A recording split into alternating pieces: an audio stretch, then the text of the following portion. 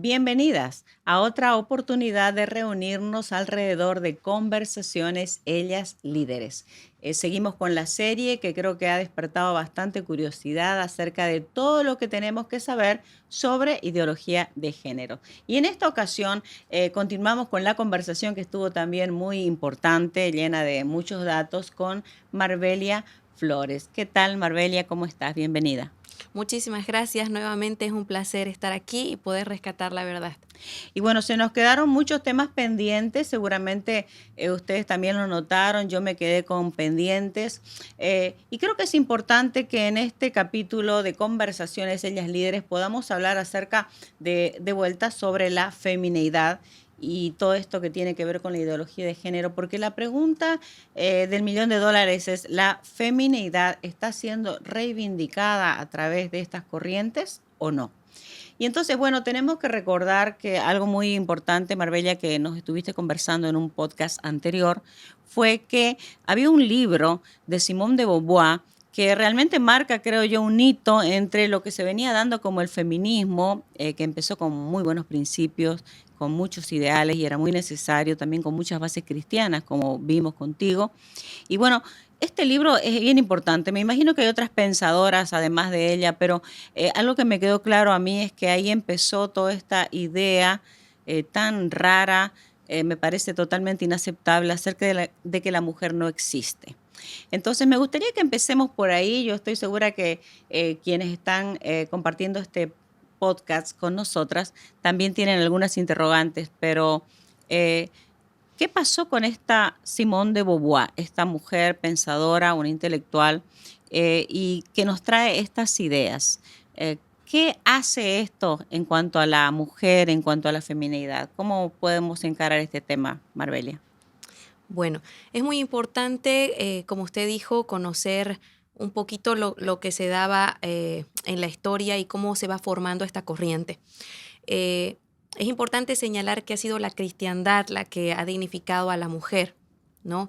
Ningún pueblo, tribu o nación con a la filosofía, anterior a la filosofía cristiana eh, va a poner sobre la mesa la capacidad La y dignidad la también. dignidad de la mujer.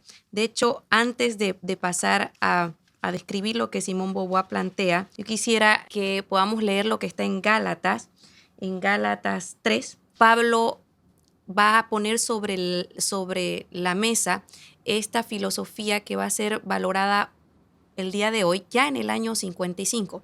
Y él va a decir, ya no hay judío ni griego, no hay esclavo ni libre, no hay mujer, hombre ni mujer, porque todos vosotros sois uno en Cristo Jesús. Y si vosotros sois de Cristo, ciertamente descendiente de Abraham sois y herederos según la promesa. Se cruzó Jesús y cambió todo ahí. Otra perspectiva es que ellos son coherederos de la promesa. Entonces, cuando Pablo presenta esta idea, va a revolucionar tanto que va literalmente gatillar una filosofía que va a incluir a las mujeres dentro de los liderazgos espirituales desde sus inicios. Esto va a seguir a lo largo de la historia hasta el Renacimiento. En el Renacimiento va a haber una relegación no de la protección de la mujer, pero sí en cuanto a la participación política, y se va a tomar de nuevo a través de unas revoluciones liberales una perspectiva de defensa de la mujer en cuanto a su inclusión en la arena política. Y esto va a ser así porque estas revoluciones liberales van a tener concepciones bíblicas y concepciones filosóficas que respeten la esencia de la mujer por su propia creación y por ser criatura de Dios y tener las mismas capacidades que el varón. Ahora, me gusta que empecemos por ahí, Marbella, y creo que vale la pena resaltarlo también, porque el público al cual estamos hablando ahora son mujeres creyentes. Y a veces como que sacamos de contexto y no tenemos la información adecuada y no sabemos cómo todo esto está enlazado con los orígenes de todo esto, está enlazado, si se quiere, el tema del feminismo, de las reivindicaciones femeninas, con lo mismo que dice la palabra de Dios.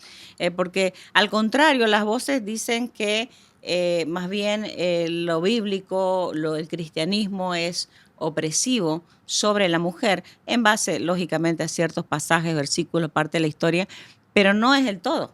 No es el todo. Entonces creo que es muy importante esto para organizar un poco las ideas de las mujeres que nos están siguiendo y por qué también el énfasis y la insistencia de este tema aquí en Conversaciones Ellas Líderes, ¿no? Para que nosotras las mujeres creyentes podamos entender de dónde viene la cosa. Y por eso gracias Marbelia, porque Marbelia, como nos damos cuenta, conoce bastante, porque ella es activista pro vida y a la vez está es muy conocedora de la historia, lo cual nos hace sentido ahora cuando vemos todas estas cosas, ¿no? Entonces nos estabas comentando, Marbelia, acerca de la historia y cómo todo esto tiene raíces cristianas, ¿no? El cristianismo, de hecho, va a ser el segmento mayoritario en la ascendencia de esa filosofía. Va a ser tan estratégico que la mujer sea el segmento mayoritario y en un contexto cultural en que la mujer no era estratégica porque no era funcional al Estado y la perspectiva del imperio era militar, o sea que literalmente hacía valiosa la fuerza física. El cristianismo le va a dar esa dignidad y pese a que en esos primeros 300 años el cristianismo era brutalmente perseguido, se van a enlistar dentro del cristianismo muchísimas mujeres porque van a preferir literalmente tener un día de dignificación que vivir en un contexto social que las relegaba. De hecho, las propias 12 tablas de las leyes romanas las relegaban a una condición de segunda categoría. Sin embargo, el cristianismo va a proponer que son coherederas y les va a proponer muchísimas ventajas sociales. No solamente las va a hacer partícipes de liderazgos espirituales, sino, por ejemplo, también les va a abrir la posibilidad de escoger su pareja. El 48% de las mujeres cristianas podía elegir su pareja, ¿no? Sí. Después de los 18 años. Por ejemplo, si consideramos a las mujeres paganas no cristianas, ellas tenían 3 veces más posibilidades de contraer matrimonio antes de los 13 años. O sea, y consumar sus matrimonios cuando sus cuerpos todavía no tenían el desarrollo completo. El cristianismo les va a proveer entonces toda esa línea de dignificación al proponer que la mujer tiene un valor biológico no solamente funcional a su biología, sino también espiritual y creador de la cultura y de la visión. El movimiento literalmente sufragista va a considerar esto, ¿no? A la luz del siglo XVIII y XIX. Va a ser un movimiento sufragista que va a considerar estos principios bíblicos. Sin embargo, se va a mezclar mucho con una rama bien descristianizante francesa y se va a instrumentalizar a través del marxismo en el siglo XIX, como lo vimos en el anterior podcast, y finalmente a partir de 1949 va a tener una... de hecho, las mujeres del siglo XVIII no se llaman feministas, ¿no? Pero van a literalmente ya denominarse feministas a partir del siglo XX y van a enfocar un rompimiento del concepto de mujer. ¿Por qué? Porque Simone Beauvoir precisamente va a exponer esto, va a exponer que no existe nada biológico que haga una mujer lo que es hoy, sino que la mujer es solamente una construcción social, que la mujer es el resultado de un adoctrinamiento del varón y que lo que nosotros hoy en día vemos de la mujer es un artificio del varón. Entonces, ¿cuál es el llamamiento de este libro? El llamamiento de este libro es romper con las características biológicas, funcionales, con las características intrínsecas en la naturaleza y volver y deconstruirlas. Y finalmente Marbelia lo logra, ¿no? Porque la ideología de género actualmente es lo que podemos ver, ¿no? Que cualquier persona puede ser lo que quiera ser. Y entonces no soy nadie o lo que soy, no estoy satisfecha con lo que soy, no estoy satisfecha ni satisfecho con lo que soy, no soy lo que parece que soy y entonces quiero ser otra cosa. ¿Por qué menciono esto? Porque creo que es importante también hacer hincapié, porque de manera interesante también, incluso hay mujeres cristianas que no sé cuál es la palabra, se unen a este tipo de ideas y entonces se me viene la pregunta ahora mientras te escuchaba, ¿no? O sea, ¿cómo puede una mujer cristiana estar de acuerdo con estas ideas? O sea, ¿dónde entra la posibilidad que yo como mujer creyente pueda es alinearme con este tipo de ideas, de que puedo ser cualquier cosa, puedo ser lo que quiera y todo aquello, ¿no? Porque no soy nadie, como no soy nadie necesito ser alguien, entonces. La filosofía feminista va a nacer actual, va a nacer dentro de un río existencialista, ¿no? O sea, que va a creer de que la existencia precede a la esencia. Entonces va a romper esa esencia de la mujer y La va, existencia y, precede a la esencia. y correcto, Totalmente y va, contrario a lo que el cristianismo predica, bíblicamente, digamos. bíblicamente la esencia es primero. En la cristiandad, la esencia, el espíritu es primero y literalmente tu vida va a ser un resultado de lo espiritual que uno tiene dentro. Es interesante destacar que esta perspectiva de construcción de la feminidad, o sea, de construir lo que biológicamente es la mujer y responder simplemente a una reconstrucción en base a una fantasía, entonces va a romper el concepto de mujer. ¿Cuál es el problema de romper con el concepto de mujer? Que es lo que he explicado en el anterior podcast.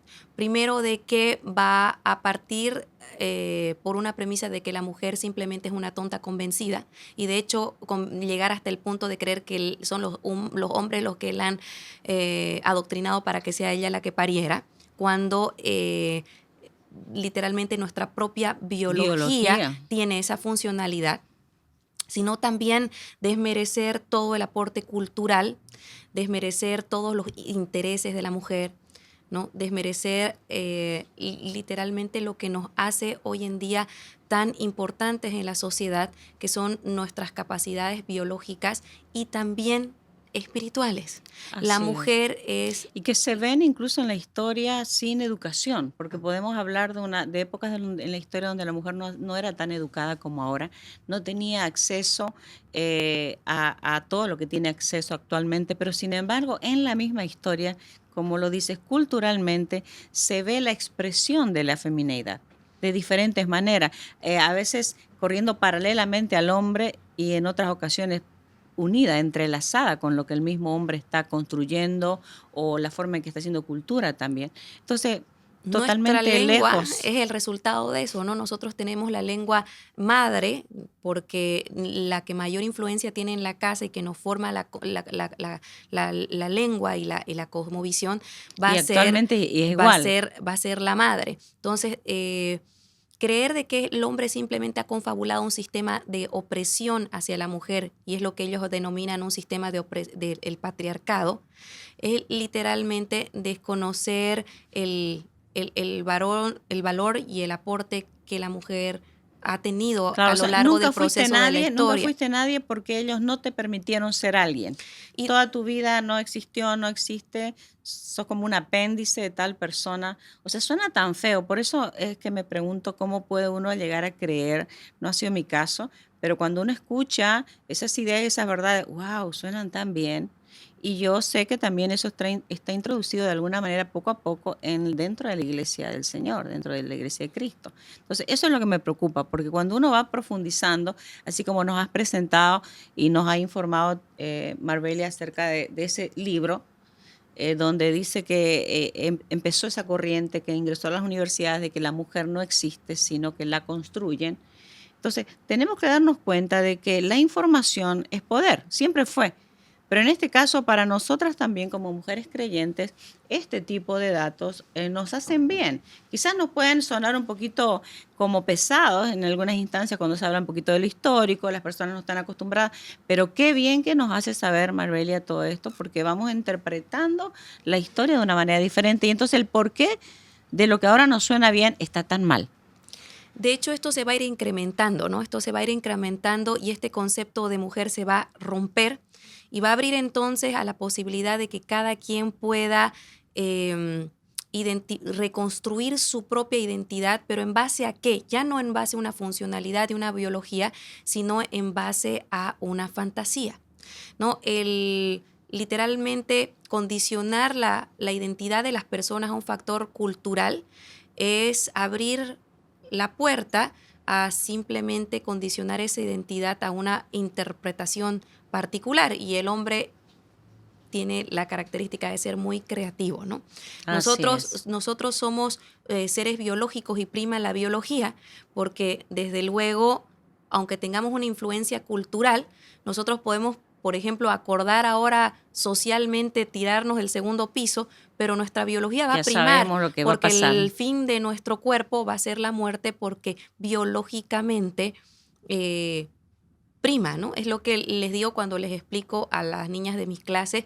A mí nadie me adoctrinó a que después de parir, cuando escuche un bebé llorar, salgan de mis pechos leche, ¿no? Porque existe obviamente algo biológico que sin lugar a duda hace a las mujeres lo que somos el día de hoy. Dentro de la impartición del poder biológico de traer vida y continuidad social, también está el poder intelectual que tenemos las mujeres dentro de la casa. Así Y es. de hecho la perspectiva del varón va a partir de la impartición de la madre, ¿no? Hay muchos hombres que han hecho historia, pero de esos hombres han sido Así es. impartidos por el conocimiento femenino. De hecho, quien va a legalizar el cristianismo va a ser Constantino y una principal influyente va a ser su madre, Seguro, su mamá. porque su madre era cristiana. Y a lo largo de la historia, las mujeres siempre van a estar presentes con el aporte civilizacional y también con aportes que también han traído destrucción. Así es. Ahora, me gustaría mencionar algo acá porque quizás vale la pena, lógico, es tema de otra conversación porque es bien amplio, pero sí me gustaría puntualizar, Marbella, y conoces bastante acerca de esto, y es uno de los por qué este tema es importante para nosotras las mujeres creyentes, es que este tipo de temas o esta desvirtuación de la mujer, de la identidad femenina y de la identidad en general del ser humano, ya está siendo enseñado en los países latinoamericanos y también aquí creo que ya están dando sus pininos en Bolivia, ¿no? Entonces, creo que eso es importante mencionarlo, aunque sea de pasada por acá, ¿no? Bueno, esto va a ir de la mano con la academización del Sí, feminismo, ¿no? Después de Simone Beauvoir van a venir otras filósofas, por ejemplo, va a venir una señora que se llama Betty Friedan.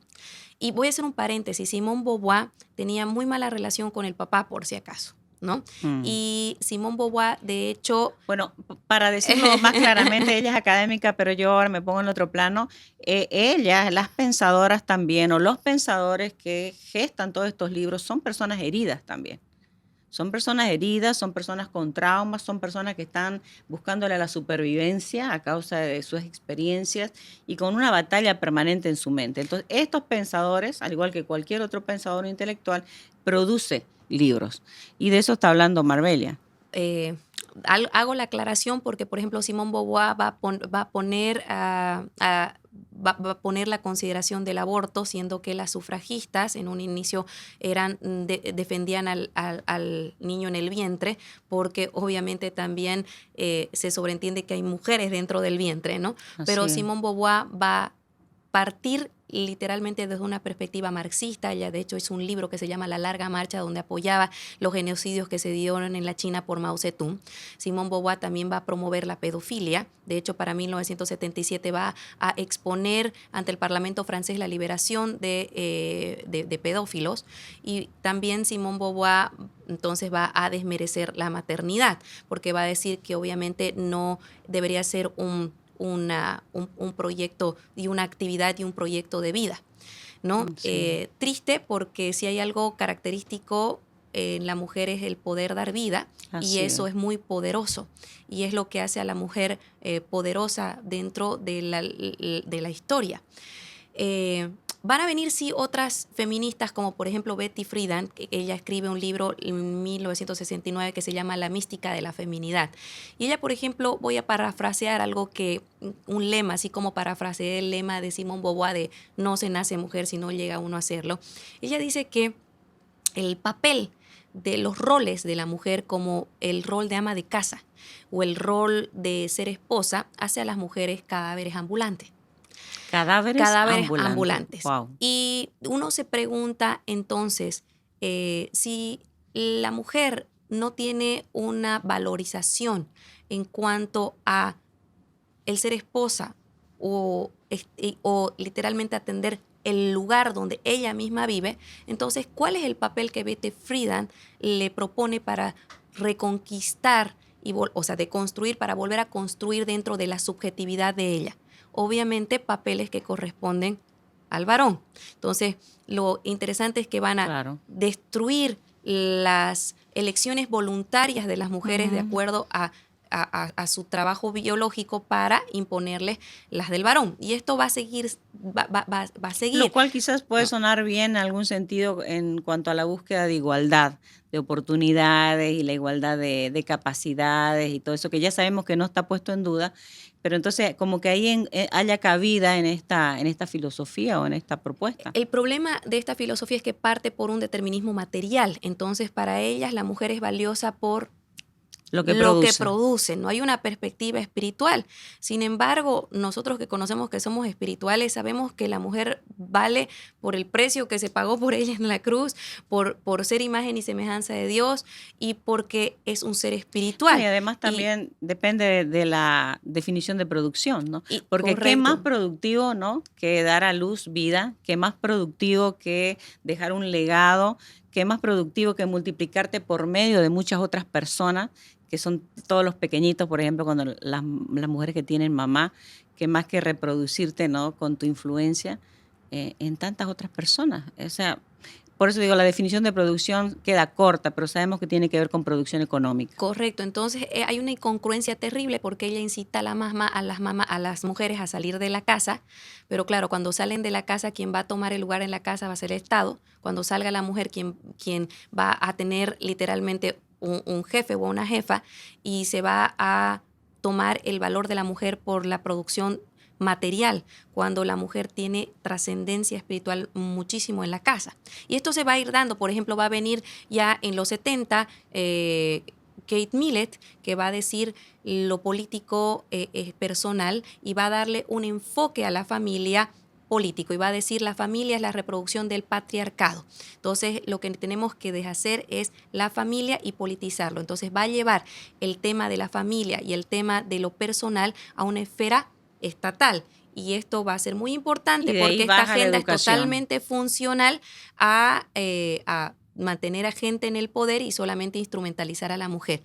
Y va a llegar tal tipo el quiebre del concepto de mujer que va a llegar también una feminista que se llama Monique Wittig, que va a proponer literalmente que la mujer no existe. Monique Wittig ya para los 80 va... O sea, entre que no nacimos mujer, ¿no es cierto?, y se construye y ya nos vamos a que no existe. Entonces ese es el proceso también del pensamiento. Dentro de unos libros, Monique Wittig en unos ensayos que ella escribe de pensamiento heterosexual va a decir la mujer no existe, en definitiva, no existe hombre y mujer, son construcciones sociales funcionales al varón, entonces debemos romper con esos conceptos.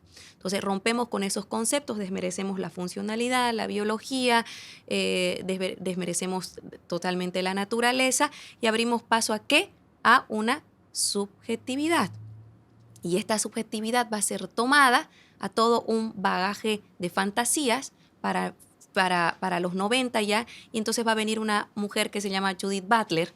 Obviamente yo estoy tomando los cherries de la torta, ¿no? Sí, porque sí. hay muchas académicas y muchas... Sí, pero con esto creo que nos da a nosotros un mucho panorama aporte completo. académico que va a contribuir a esta idea y va a valerse dentro de esta idea.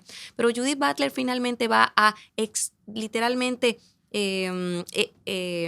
poner toda esta filosofía y va a estirar tanto el concepto de reconstruir a cualquier subjetividad que ella va a decir que finalmente el sexo es género. Y así como nosotros entendemos que existe gran cantidad de géneros musicales, ella va a decir, bueno, yo puedo abrir para que quepen cualquier tipo de identidades dentro del género. Y ella entonces va a decir, no existe sexo, existe género. El problema de esto es que entonces va a abrir se abre el paraguas. El paraguas a cualquier tipo, y de hecho ella lo dice, a cualquier tipo de sentimientos o identificaciones, y de hecho ella lo dice hasta las que han sido catalogadas como extrañas, y va a fomentarse esto tanto que va a romper con los conceptos naturales del sexo. Va a venir Beatriz Preciado, que de hecho se ha cambiado el nombre a Paul Preciado. Paul Preciado va a escribir un libro que es muy socializado en las universidades que se llama el Manifiesto de Contrasexualidad. Y el Manifiesto de Contrasexualidad va a decir, no existe mujer ni varón, lo que existen son cuerpos hablantes. Me gustaría preguntarle en qué registro hablan a esta mujer, en qué registro hablan esos cuerpos. O tendencias sexuales. Y de acuerdo a ¿No? tu tendencia sexual o tu gusto, ¿no es cierto?, tu forma de experimentar el placer, ahí adoptamos una supuesta identidad. Eso ya es Isabel Justiniano, no soy ninguna pensadora, pero lo interpreto de esa manera. O sea, yo quiero sobreenfatizar esto también para aprovechar la conversación con Marbelia. De verdad, muchas gracias, Marbelia, porque sé que estás tratando de condensar en pocas ideas todo lo que sabes, pero sí me encanta porque de esta manera podemos tener una apreciación mayor acerca de cómo viene la cosa. Y sí me interesa enfatizar esto del protagonismo y de la importancia de la mujer. Tanto, fíjense ustedes, la mayoría de las que producen conocimiento e ideas son mujeres. Hay varones también, pero las claves son mujeres. También es muy importante que la referencia principal acerca de la deconstrucción de la identidad tiene que ver con las mujeres también. Entonces, ¿cómo viene la línea de pensamiento y cómo también esto se une? Creo que esto es importante recalcarlo ya en estos últimos minutos, cómo también esto se une con la disconformidad de nosotras las mujeres. Disconformidad acerca de quiénes somos, que, proviene también de mucha historia de opresión, así como hay historia buena y historia negativa también. Pero sin embargo, lo que da como resultado, lo que resulta de todo esto, es algo tan negativo, tan confuso, tan, no sé, perjudicial. Y a eso hacía referencia cuando te mencionaba el tema de cómo esto baja ya la educación, ¿no?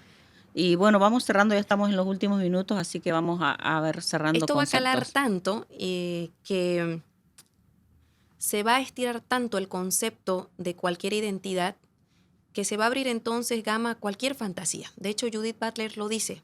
Hay que, hasta las formas más extrañas de identificación tienen que meterse entonces ahora a la identidad de una persona.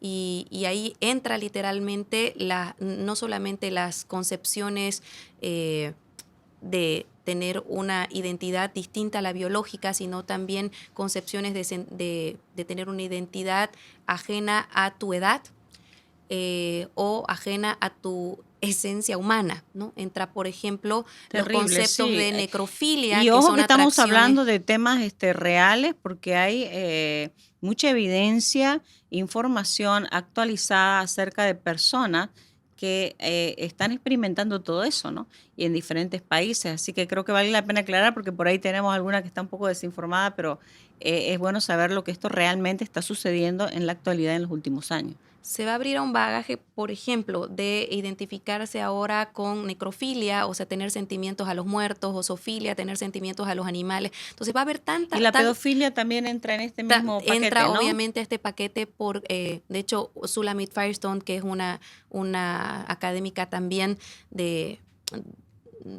que va a alimentar el pensamiento de Simone Beauvoir, ella va a rechazar toda organización natural porque según ella va a responder a un sistema patriarcal, entonces va a proponer literalmente vínculos que no tengan que ver con lo sanguíneo, simplemente vínculos con cualquier tendencia sentimental, ¿no? La pedofilia va a entrar ahí. Y lo más triste es que va a fraccionar lo más valioso que tiene la sociedad, que es lo identitario, ¿no? Que es lo identitario y lo que promueve la vida y lo que garantiza la continuidad de vida, ¿no? Es como cristianos, es muy importante destacar que la mujer sí existe. La mujer sí existe y esto ha traído tanta, pero tanta confusión que hoy en día cualquier persona puede identificarse como mujer y las mujeres no se identifican con sus características biológicas, entonces es tan difícil definir qué es una mujer, cuando la definición de la mujer siempre ha existido y en esta definición está el poder de continuidad social, ¿no? Creo que tenemos que hacer las paces con nuestra feminidad, empezando por ahí nosotras, las que podemos ser aquellas que traigamos a la mesa algunas verdades en las cuales creemos que parece que fueran subjetivas, pero no lo son, y que podrían hacer tanto bien para cortar con estas creencias, por lo menos dentro de los círculos en los cuales nosotros estamos, porque ya sabemos que hacia afuera está fuerte. Sin embargo, gracias a Dios hay activistas que también lo hacen fuera del círculo cristiano. Pero atentas con esto, creo que cada mujer, y uno de los lemas que tenemos como ellas líderes es nosotros lideramos desde donde estamos, cada mujer tiene el potencial de liderar y enseñar verdades acerca de estos temas para que las siguientes generaciones también hagan lo mismo, ¿no? Así que, Marbella, tus últimas palabras. Bien, la mujer sí existe, ¿no? Sí existe, y a mí me encanta una redacción que está en Proverbios 31, que habla acerca de la... Bueno, quiero anticiparte que antes yo renegaba mucho de Proverbios 31, porque la mujer de Proverbios 31 parecía otra que no era yo. Pero últimamente estoy haciendo las paces también con eso, así que me encanta que cerremos de esta manera. Proverbios 31 habla, de hecho, por si acaso, son unas palabras de una madre a un rey, ¿no? Eso está Son bueno unas saberlo. palabras de una madre a un rey, son las palabras probablemente de la madre de Salomón a Salomón. Y habla acerca de que era importante abrir la boca en favor de un mundo en un juicio de los desvalidos, y abrir la boca en justicia y defender la causa de aquel que no puede defenderse, de aquel que no puede hablar. Un desvalido es una persona que no puede hablar. Sí. Y habla de que la esencia de la mujer era defender a aquel que no puede defenderse. Solo. Y qué contraposición, porque una de las demandas más fuertes del feminismo va a ser obviamente el promover el aborto, ¿no? Que lo vamos a ver en las siguientes sesiones. Pero dice que la mujer virtuosa tiene un valor que sobrepasa lo material, porque dice sobrepasa largamente al de las piedras preciosas. Dice que el corazón de un hombre confía en ella, y que por eso literalmente el hombre no carece de ganancia. Entonces habla literalmente de que la mujer en su misma esencia biológica puede tener el corazón de los varones.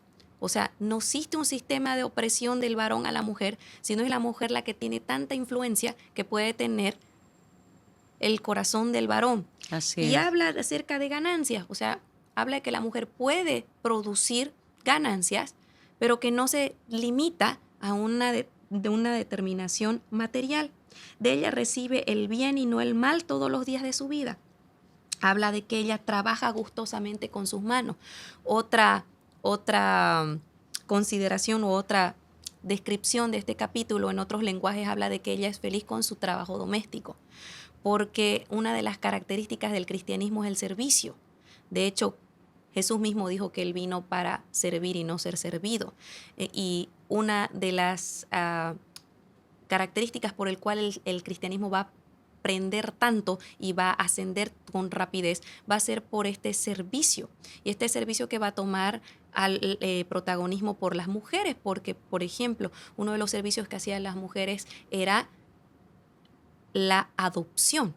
En el Imperio Romano, los huérfanos no eran funcionales, los niños que no tenían una capacidad física adecuada o tenían alguna condición especial, eran literalmente desechados porque no eran funcionales al Estado. Igual la mujer, ¿no? Una solamente de cada 5 familias romanas tenía más de una hija mujer.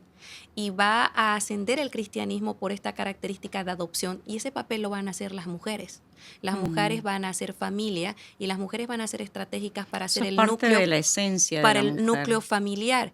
¿Y qué otra cosa es la familia que una contención para cualquier imposición o manipulación estatal? Por eso es importantísimo el papel de la protección y de la identidad de la mujer contra regímenes totalitarios o gobiernos totalitarios.